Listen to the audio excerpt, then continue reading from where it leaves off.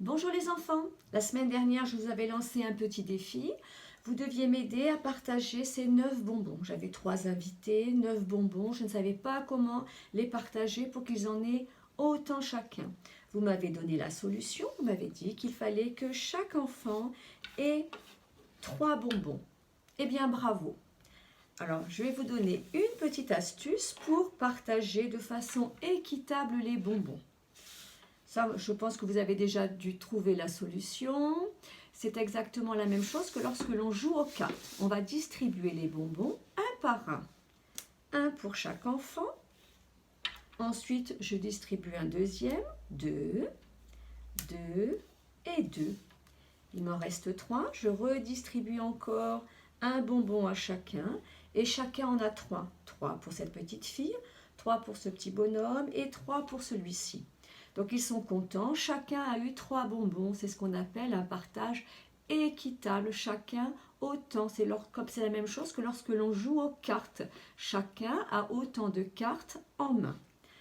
Alors, par exemple, si je prends encore 2 autres bonbons, j'ai maintenant 9 bonbons, je vais les partager, 1, 1, 1, j'en ai donné déjà un chacun, encore un, encore un. Chacun en a 2. 1, 1, 1. Chacun en a 3. Là, il m'en reste 2. 1, 1. Ça ne va pas parce qu'elle en a 4. Lui 4, lui 3. Donc ces deux-là, ils sont en trop. Je ne peux pas les donner. Sinon, un des petits bonhommes en aura un en moins. Donc ces 2 bonbons, je ne les distribue pas si je veux faire un partage équitable. Je les garde. D'accord? Alors tu peux jouer avec d'autres quantités. Tu peux rajouter encore par exemple 2 autres bonbons et tu t'entraînes à faire des partages.